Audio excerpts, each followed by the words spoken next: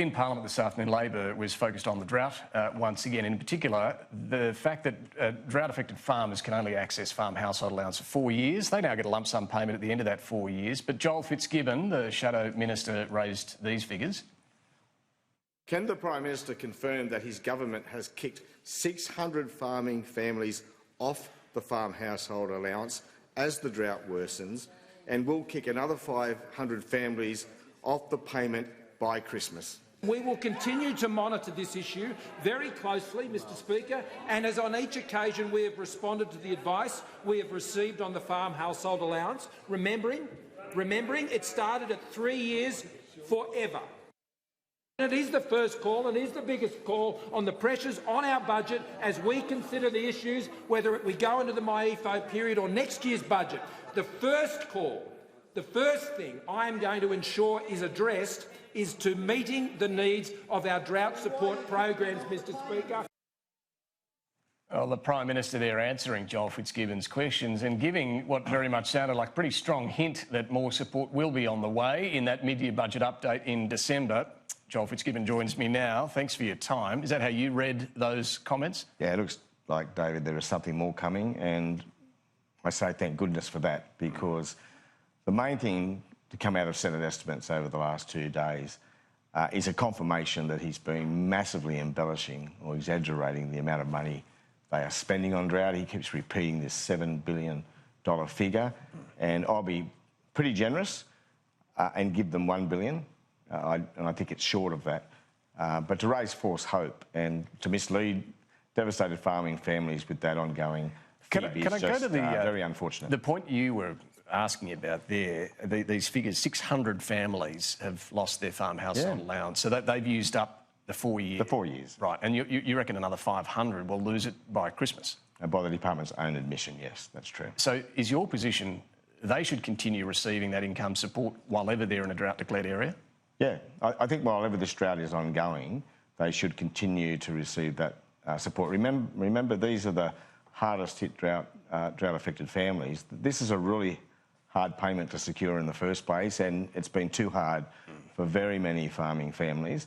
So these people should just be left on it. It's putting food on the table and maybe giving them a little bit of cash flow just to keep the farm business going until we get to the other end of the government's pretty reluctant to do that, and even the National Farmers Federation doesn't think that's the way to go.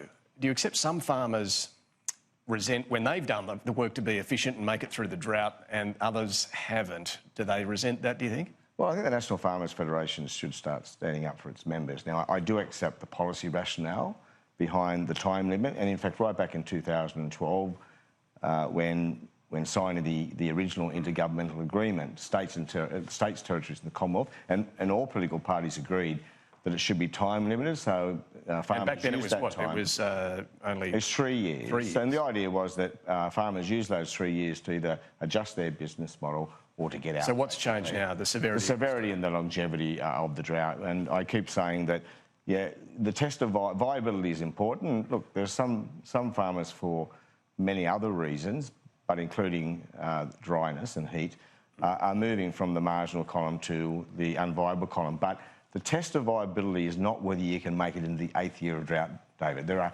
farm businesses that would be viable if the drought only lasted 6 years. But, you know, 8 years. So this is the argument that if you make it ongoing, then you're supporting subsidising unsustainable farming. You don't think that's the case here? Well, there's often a moral hazard in public policy, including in drought policy. But again, if I thought there were people out there that you know, weren't up to surviving 6 years, then that would be a different question. But the idea that if you can't make it into the 8th year or 9th year, God forbid, you're not viable is wrong. I mean, these people produce our food.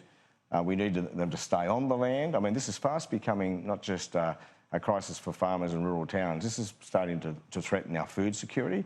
And of course, we saw Kellogg's make the decision this week about putting their cereal prices up. You can expect to see a lot more of that. And if we lose more people off the land, or if Scott Morrison continues to force people off the land by taking their payments of them, that'll make the matter much worse. Can I ask you about the dairy industry? There's a few grumbles in the National Party today about this, amongst other things, about the Dairy Industry Code of Conduct, which we're told by Bridget McKenzie will now be produced by the end of this year, after some pressure from One Nation.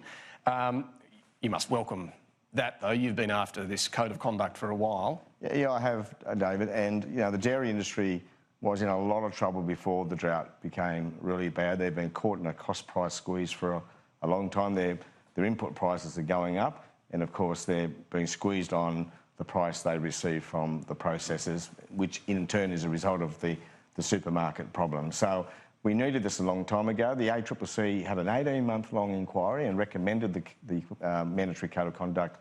I think it was back in, say, October 18. And what does it need to include? Because a lot of opinion on this. Should there be a floor price on milk? Well, it's a separate thing. We went to the last election promising to task the ACCC with an inquiry into the efficiency of introducing and effectiveness of introducing a minimum farm gate milk price. And I thought that was a great policy. And do you stand by that? You think that? I still stand by it. We cannot, people, throughout that period, there was a fair bit of public discussion about my policy proposal and people saying, oh, well, that's going to affect our export markets. And I said, well, if we're in export markets, if we can only compete on export markets by paying our dairy farmers at or below costs, well, we shouldn't be in those export markets. So we've got to give them it's not very difficult. Processors do it now. It's not very difficult to work out in each particular sub-region what is the average cost of producing a litre of milk, and then you set a minimum price just above that, not too far above it, but enough to allow them to return some cash flow and to further invest in and improve their productivity. What about re-regulating the dairy industry, as Pauline Hanson suggests? Well, what does re-regulation mean? I mean, I could argue that the introduction of a mandatory milk minimum price is a form of re-regulation. Look, I'm working with Pauline Hanson on this. If I'm not able to help the dairy farmers alone, I'll work with anyone prepared to. We saw the Nats and the Libs sit in the Senate last Thursday evening voting against the proposal to help our dairy farmers, and of course, as you know, that's causing a degree of disquiet within the National Party in particular. Finally, you've copped a bit of pushback from your Labor colleagues on your climate policy position. Do you think we've got a climate emergency? Look, climate emergency has become the international movement's term for describing, the fact that so many countries... Is it accurate? That so many countries are not... Well, I mean, it's building to a climate emergency. I mean, here in Australia... But right now. We know the link. Are we in a climate emergency? Well, I think when you've got emissions going up every year on year, for the last 5 or 6 years in Australia, and you know that you're not on track to meet what the world agreed was the response you needed to keep warming at no more than 2 degrees, then at some point it becomes emergency. So let's show the urgency now. I know you're not saying right now we're in an emergency. I'm saying we need to show the urgency now because we can't just sit back. And that's what I've been saying. We're in opposition for 3 years. I want us to develop a strategy that forces Scott Morrison into turning that around over the course of the next 3 years.